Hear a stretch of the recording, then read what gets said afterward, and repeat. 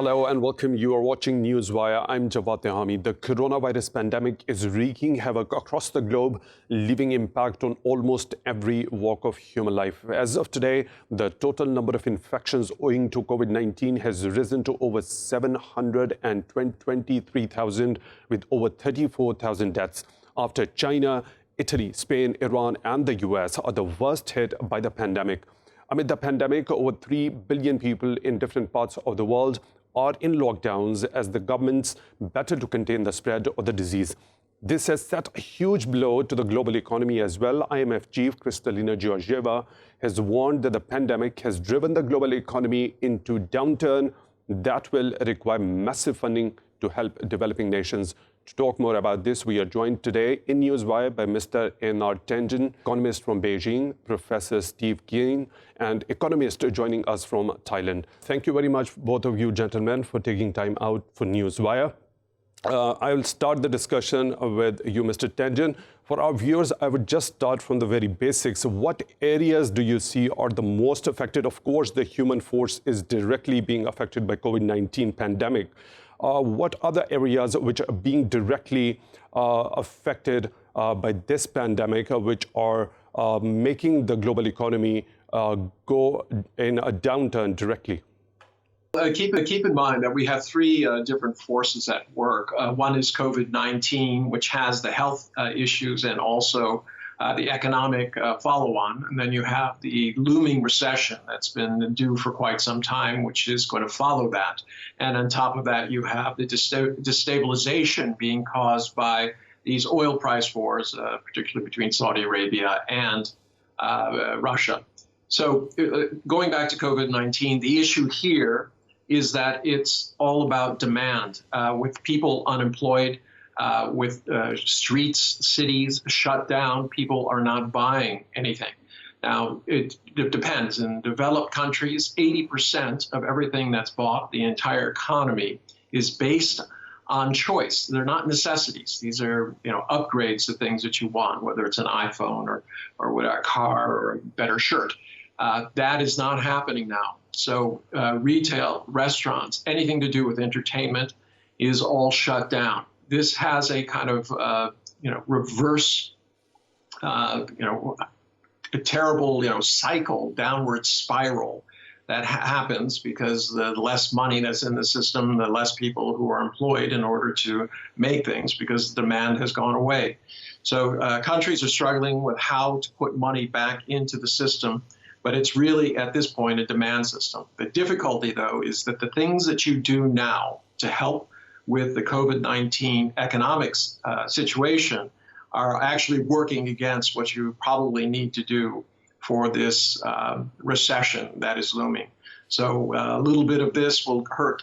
A little bit of pleasure now or solution now will cause more problems in the future. Okay, Mr. Tangen, as you have already alluded to, recession, this word when it comes to our minds, when we talk about the common people, could you shed a little bit of light on this particular word? What are different kinds of recession and how do these various kinds of recession actually affect what particular sectors? Okay, so recession is a technical term. It means that you have negative growth in 2 consecutive quarters. And that's clearly going to be the case all around the world, especially in the developed countries. The U.S. is heading in that direction. As you alluded to earlier, the IMF has already called it that it will be a global recession. And how it affects things is basically you have these economic cycles. And unfortunately, you have this kind of boom and bust. And what happens, people get very excited. There's overcapacity. Assets get bid up, too expensive. Yields, the amount of return on your investment goes down. And at some point, all the wheels come off, and there has to be a repricing of these assets. Basically, business has to get back to a point where it can actually produce things. But the economic cost of this is in human terms because people get thrown out of work. They lose their homes. They lose their cars, their jobs. It's just, it's a very, very, very difficult situation. governments have been trying to figure out a way of getting away from the boom and bust cycle. And you have basically two different camps. One, the Chicago school says, just let it be. This is the way to efficiency. And, let the small people be damned. And then you have others who say, look, we have to put the people first, and there's got to be a better way of doing it. Unfortunately, that generally requires regulation. And it's very difficult to balance it, to make sure that there's incentive to work hard, to make money at the same time as you're, making sure that, there's these balances in there. So it's really about how governments can achieve. It's about how basically the governments can achieve. I'll come back to you. I'll go to Mr. Keen for now. As IMF chief, Ms. Georgieva has said that the fund's estimate for the overall financial needs of the emerging markets is $2.5 trillion. So do you think that the developed countries would be able to help cushion the economy of the developing countries, as we have already seen many countries, including the US and the UK, even the G20, have pledged to inject huge sums of money to cope with the crisis at this moment? Yes, they can. The basic problem with the way that conventional economists think about this is they think that the money is for governments is like a household. You have to save the money to be able to spend it in the future. In fact, governments can create their own currency. And this is something which is still called modern monetary theory, has been arguing for a couple of decades now. It's finally been listened to by groups like the Bank of England and the Bundesbank, and they say, yes, it's true, governments can create money by effectively bookkeeping operations between the Treasury and the central bank. Now, so long as what you're buying to keep your people alive is locally produced, so long as you're giving people currency they spend domestically, there's no problem at all to generate that, even for countries which at the moment are running very bad trade deficits or which are economically have slow levels of development. The real need is the physical resources, and this is what the West is finding out to its regret right now. By making the stupid decision to try to save money for a rainy day in the future, it means they haven't got enough beds, doctors, ventilators, and things which are actually necessary. They should have been saving the physical items, not the money. And if the same lesson is taken by developing countries, they can rapidly provide the money they need. The real thing is to turn that money into the physical resources needed to fight the coronavirus. So that is exactly why the government of the world are announcing huge stimulus packages. If you just mentioned that they shouldn't have actually saved that money, that should have poured that money into material things, particularly the healthcare. When we talk about these stimulus packages, how do you think these particular stimulus packages would be injected into overall well-being of human workforce as well as the healthcare system? Well, one major thing I've been arguing for some time now is what I call the modern debt jubilee. And this, again, is something mainstream economists do not understand. They ignore the level of private debt, but in fact, private debt and plunging private debt, which is, I call credit, a fall in exchange in debt, is what caused the crisis back in 2008. And if you look at the America's situation, at the moment, America's private debt level is lower than it was during the crisis, but still higher than the worst levels during the Great Depression. And American corporations in particular are carrying the highest level of debt compared to their incomes they have ever carried. So the financial consequences of this crisis are major because if people can't pay the rent, pay the mortgage, service their corporate bonds, they will go bankrupt. And it's that contagion effect from the virus to the financial system which could do the most damage, frankly. So what we need is what I call a modern jubilee. The state creates a large amount of money, as it's happening now in Western countries as I speak, and it gives that money on a per capita basis to everybody, so that effectively giving every person the amount of money needed to pay the average mortgage or the average rent plus the average food costs. That would enable people not to go bankrupt, to continue paying their rents and their mortgages, for the mortgagors not to go bankrupt, the banks not to fail. So those cash injections would keep the economy alive while capitalism has to fundamentally be on life support. Okay, Mr. Tangen, as we talk about the stimulus packages, there are two different groups of countries. On one side, we see already advanced and developed countries. On the other hand, we see smaller countries with smaller economies, they are also announcing certain stimulus packages, which are in a huge difference with the amount which has been already announced by the big countries. So how do you see the difference? How can we see the balance happening at this moment between both of these two group of countries? And then there was a call for the relief in the debt payment also for these developing nations. How do you equate both of these things? Well, I mean, there's more factors in that. Let's just talk about the economic consequences of COVID-19. The problem here is you don't know the extent of your economic problem because you don't know the world's reaction. Those countries that chose to do an amelioration strategy, basically trying to fit the number of sick people to whatever kind of medical resources they had, soon found out that this was not possible, that the spread rate was too infectious and that you were getting large spikes. This happened in Great Britain, in Italy, it's in India, everywhere. Eventually, the U.S. will have to wake up to that. In part, they're doing that now. But until you get a handle on this COVID-19, people are not going to be spending money. And there's going to be barriers up, especially for travel, going back and forth.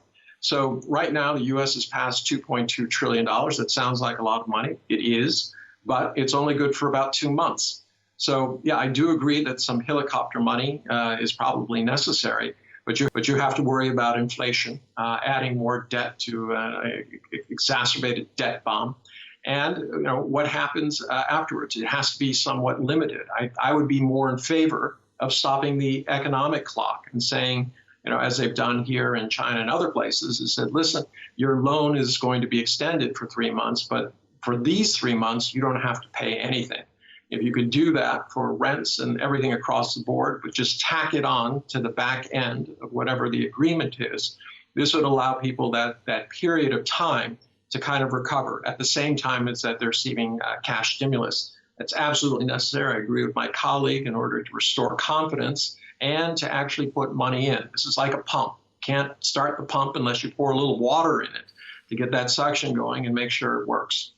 Okay, Mr. Keen, as Mr. Tangen has just said, that the amount which is being announced by different governments, it's not going to last long. So we have to create a pump and keep on getting the result in that sort of a way. So are there any certain areas in this time of a crisis, particularly, which could be thought upon that could give a little bit of cushion to the declining economic front of the world at the moment?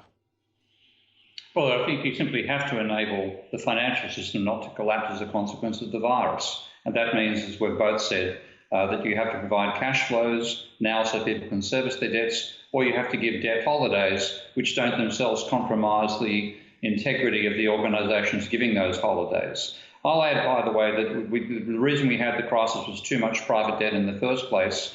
I've been arguing for a decade that we need to reduce it to be able to have a healthy economy. I didn't expect the disease to wipe the planet out in the meantime, but now, of all times, is the time to reduce those levels of private debt. So I would rather see injections of money, what I call a modern debt jubilee, to reduce the debt levels and to make us less fragile than we have become financially. To give you an idea of how different things are to the Spanish flu, the level of private debt back in the Spanish flu is 1/3 the level it is now. So they didn't need to worry about financial contagion back then. We do now. We should fix both problems at once. Mr. Tangen, what do you think about what possible economic models could be there in coming months and coming years? Do we see the global economy taking a line more dependent on digital platforms rather than the workforce? And that could also lead to the use of the AI and the robots in the industry and trade as well. We've already seen this kind of trend is taking a little bit of speed around the world in different economies. Yes, it's both a cure and a curse. I mean, from a cure point of view, what the internet has done and all of these things that we talk about in terms of technologies, they make things more efficient. They also make things that were not possible otherwise possible. For instance, in the fight against COVID-19, they're using AI to quicken the pace at which they develop, flu jabs and cures. But the curse is that, technology, as you pointed out, is switching more and more towards automation. whether it's robotics or other, or 3D printing, whatever. But, keep in mind that we're on a new era. If you start looking into history, you'll see that during the Industrial Revolution, when slavery was ended, when women were were women given the right to vote and participate in the workforce, all of these areas created large shifts in labor. And this had tremendous effects, not only economically, but culturally and socially. So we're on the brink of that. So new models have to be developed. It's not going to be the same old world it used to be. These shifts mandate that. So we should be looking for new ideas and ways of doing that. But yes, technology will go ahead. Anything that is more efficient is going to do better at a time when there's less money. Okay, I'll come to you with the same very point. As far as the digital technologies are gaining ground across the world, so it will definitely be a sign of the reduced human force in the industry and various sectors related to economy. So what kind of an impact on the human force it would have afterwards? Well, one thing that the technology is doing is letting us actually remain sane while we're in lockdown. If we had the situation in the 1950s, we'd be going crazy watching reruns of Mr. Ed. At least here we have a chance to communicate with each other, which is a positive of the technology. But I think this COVID should be seen as a warning from the planet. This is happening because we have allowed ourselves to become almost 96% of the mammalian mass of the planet, making us the most viable, us and the animals we breed, making us the most viable place for pathogens to develop in the first place. This is not caused by climate change, but it is caused by the same factor that causes climate change, and that's excessive human pressure on the environment. We have to backpedal. I don't see growth in the future. I see us trying to restrain ourselves to leave enough of the planet for the rest of the species on it and not to have the climate break down upon us. If we don't take the COVID warning seriously enough, we'll have far worse problems coming our way in the next decade. So how much time do you think could it require for the recovery of the global economic system? We could actually knock COVID-19 off in 8 weeks if we could actually seriously isolate every country on the planet. Every country goes into lockdown. Every country has military supply of food to people who are in lockdown. You can identify who has the disease and who does not have the disease. Those that don't have the disease can go back to work. Those that have the disease can be quarantined, treated, and we could eliminate it literally in about 8 weeks. Now, because we don't have a society set up that way, we are going to possibly have to cope with this over almost 6 months to a year before we finally work out antivirals and vaccines. So it's the inappropriateness of our economic system and the fact that we've been driven far too far in the search of what's called efficiency and growth. We should have been worried about robustness and sustainability. Those are the real issues we face. If we don't learn those lessons, we're going to learn them even more painfully in the very near future. So one last question, Mr. Akin. It directly affects the public and the people who've got their money saved in different banks. How the banks are affected due to this economic crisis? And do you think the banks would be able to keep the trust of their customers of their saved money in their accounts there? The banks have been trusted far too much already. The bank has to maintain positive equity. The value of the bank's assets minus their liabilities has to be positive or they're bankrupt. With the plunge in the stock market, the stock that banks hold have plunged in value, and many are going to be on the brink of bankruptcy, which could mean the payment system breaks down. So it's vital that the payment system be maintained. We can't let a failure of credit system cause a failure of the payment system. That would just make this a totally devastating crisis. So I would like to see my modern debt jubilee is directed at reducing the level of private debt dramatically while not reducing the solvency of the banking sector. So we need to do that, reduce the level of private debt, reduce the profitability of banks, but don't let them become insolvent. That's feasible, it's doable, but I don't think the people in charge have any idea of how to go about it. Okay, Mr. I'll come with the same question to you, that how are the banks going to keep the trust of their customers in these times of crisis? Well, it's really up to the countries, individual countries, to back their banks. We have this cycle of boom, bust, and bailout. And it's because too many of these institutions are, as people have said, too big to fail. They get away from their basics. They're, in essence, just earning fees in most cases and then lending out large sums. And when there's an economic catastrophe, as my colleague said, they're underwater. So at some point, there needs to be changes in that. But I want to add something else. I mean, the banks are going to be difficult. People have to kind of look at that. I don't think any country is going to let them go under. But this is a worldwide problem. And, the G7 and G20 dropped the ball. We just had meetings by both of them. They couldn't agree with a communique in terms of the G7 because of name calling, and the G20 came up with basically nothing. Good words. We'll do what it takes, quote.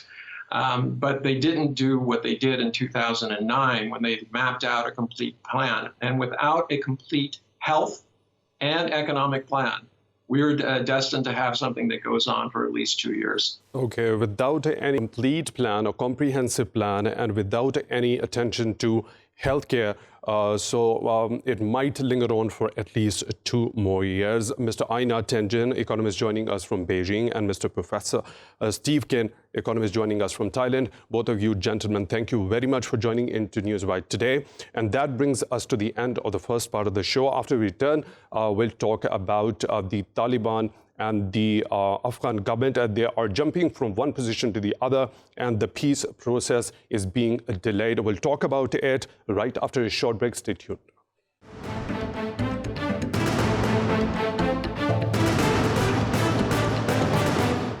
Welcome back. Welcome back to Newswire. After the signing of the historic peace deal between the US and the Afghan Taliban, there were hopes of peace and stability in the war-torn Afghanistan. But a disagreement between the Taliban and the government over the release of the prisoners and a possible ceasefire as preconditions for the further talks has delayed the negotiations. Afghan National Security Council says the government will host the Taliban in Bagram for the talks on prisoners' release. This comes after the Taliban had refused to negotiate, as they said that the team announced by the government didn't represent all the Afghan factions. To talk more about the constantly changing dynamics of the peace process in Afghanistan and the negotiations over there, we are joined today in Newswire Mr. David S. Sedney, Senior Associate of Center of Strategic and International Studies, joining us from Kabul, and Mr. Zubair Babarkakhail, journalist, joining us from Kabul. First of all, I'll start with you, Zubair. So after the Taliban refused that they won't negotiate with the Afghan government anymore because they had this particular condition that all of their 5,000 prisoners be released. So now we see that the National Security Council in Afghanistan has said that they will be hosting the Taliban in Bagram to talk about the prisoner release. How do you see these changing scenarios over there? Well, thank you. And after the agreement between the Taliban and the United States, I think none of the conditions and none of the agreed articles have been implemented in the involvement of the Afghan government and the Taliban. The United States is committed to withdraw their forces. They have already started planning for it, and if this breakout of the coronavirus was not here in Afghanistan, the American forces should have already started the withdrawal.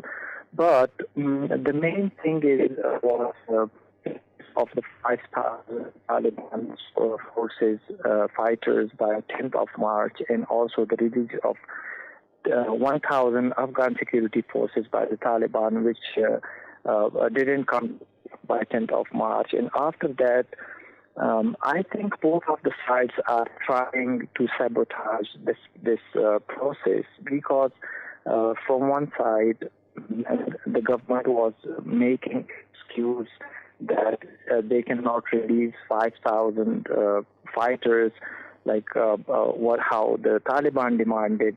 Their one condition was like if they hand over all people to us in a fixed round, and we could recognize them that it's our people. It was not possible. I think if there are prisoners, it needs a process to be finished, and then they get released. And also, after the government announced their negotiating teams, which included women, politicians, and former government officials, which was kind of a team that could represent the whole country. From the other side, the Taliban denied to talk to this team. And just recently, 2 days ago, the Taliban accused Afghan government for torture in Afghan prisons, which I think are not good signs for coming to a table and talking peace for Afghanistan after all these pinpointings and accusations made by both of the sides. Zubair, you just mentioned that both of us don't seem to be serious enough to go on in negotiations in order to, find solution to the problems in the country. First point that you made was that the Afghan government also refused to release the prisoners because, but they said the point they had, or the argument the Afghan government had was that since they were not part of the peace deal and they were not part of the peace negotiations, which had earlier been going on, and the Taliban never accepted them as the legitimate party to those talks, and they were in direct talks with the US. That's why it was not necessary, it was not incumbent upon the Afghan government to release all the prisoners under that deal in which they were not the signatory. Yes, that I think everyone thinks that's the foundation of the problem. From Taliban even doesn't recognize the Afghan government officially. The Kabul administration. So, from the other side, when they are making a deal with America, they just ignored the power and the responsibility of the Afghan government. Right now, the prisoners are and the prisons are managed. The prisoners are managed by the Afghan government. So they have to believe and they have to accept who is the real in charge of releasing the prisoners and keeping the prisoners in Afghanistan. They still don't try to accept that, even though they know.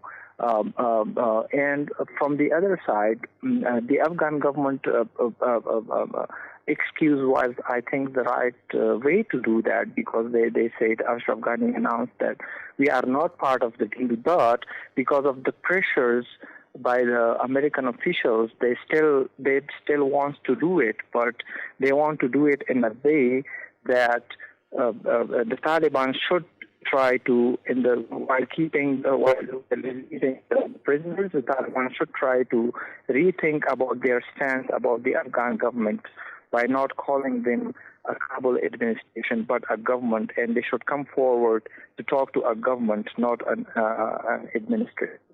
Okay, Mr. Sedney, I'll come to you. Do you think both the sides, as Mr. Babarkakhail has just alluded to, that both the sides don't seem to be serious enough in order to find the permanent political solution in that country? He mentioned 2 points. Do you agree with this point, that both the sides are not ready to come to the negotiating table and both are trying to avoid the dialogue to find the permanent solution? I have a somewhat different perspective. I think both sides are very serious about getting what they want. So what we have here is a situation where the Taliban have had a very successful negotiation with the United States, where the Taliban got almost everything they wanted from the United States government and didn't have to give up very much. That's why you saw the Taliban marching through the streets of Doha, chanting that they had won. If you look at the Taliban websites, they are claiming victory. The problem is that the Afghan government was never part of that. And victory in Afghanistan is not about an agreement with the United States. It has to be either an agreement or a conflict between Afghans. So what is happening here is the Taliban are trying to show that they are stronger than the Afghan government by refusing to meet with the Afghan government delegation. As far as the prisoner release goes, the United States made a mistake by promising to try to release the prisoners. If you look at the document, it doesn't guarantee the release of the prisoners. It just says that the U.S. will try to release try to get the prisoners released, and that's what's happening.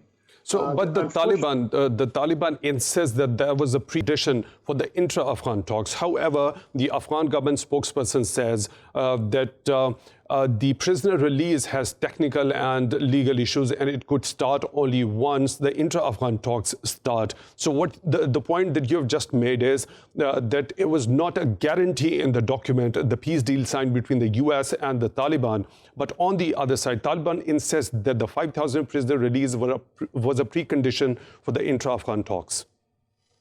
Well, the Taliban say that, but that is not what is in the document. So there is no documentary backing for what the Taliban are doing.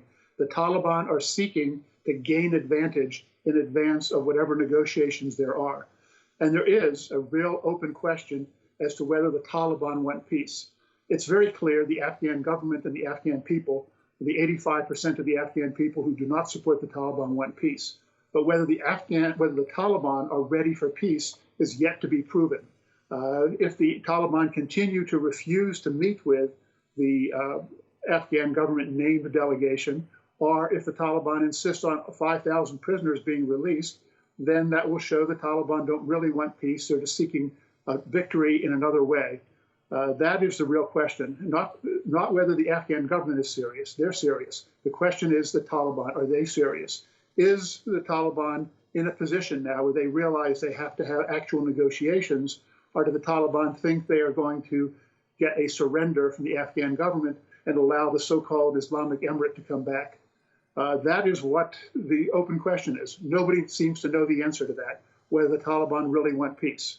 And, okay, Mr. Sedney, as you have already mentioned that Taliban have done really well, particularly when it comes to the negotiations with the US, and they got what exactly they wanted. And this time around, do you think after they refused earlier, refused to negotiate with the Afghan government, what they call is the Afghan administration, do you think a National Security Council changed a little bit of its position from what Jawad Tehami, the spokesperson for the council, was earlier saying that the Taliban doesn't seem to be serious enough and they are trying to avoid the dialogue?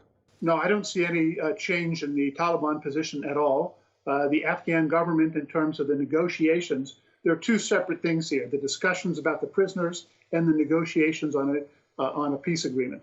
Those are two separate things. In terms of the Taliban coming here and working with the National Security Council delegation, that's a positive, because now you have the Afghan Taliban working with the Afghan government, even though they are not calling it an Afghan government. They're actually working with them.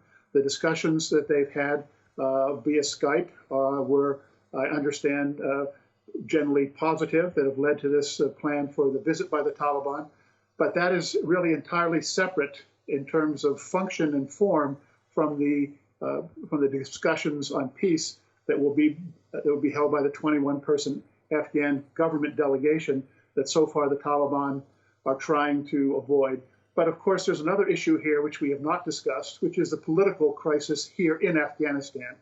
What is also quite possible is the Taliban are trying to further that split, trying to use the fact that there is not unanimity among Afghan politicians about the results of the election, and the Taliban may be trying to widen those divisions to make it easier for them to get a better deal in discussions. Okay, so you think Taliban trying to make more divide among different Afghan factions in order to get the more leverage out of the whole process. Mr. Babarkakhail, do you agree with this? Because Ashraf Ghani's rival, self-proclaimed president Abdullah didn't endorse or deny his support for the team that was announced by the Afghan government. So does this silent allude to that he is also just watching and letting the Taliban play what exactly they want to play, because he doesn't want Ashraf Ghani to be the legitimate president of the Afghanistan as well? Well, I think Ghani tried his best to convince Abdullah to join him in the new cabinet. That's why during the day of his inauguration, he said he will not announce his cabinet very soon. He wants to talk to other political rivals in the and from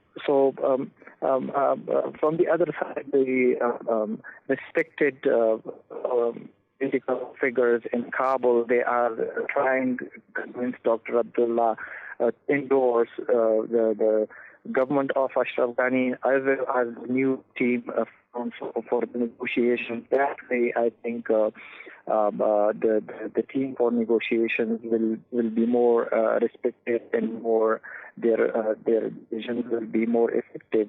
But yeah, so far as our other colleague mentioned, the separation and the disunity among the political figures in Kabul had major problems for upcoming peace deal because for any decision during talks with the Taliban is not that much effective, and also the Taliban take advantage of this disunity happening between the political leaders. Okay, Mr.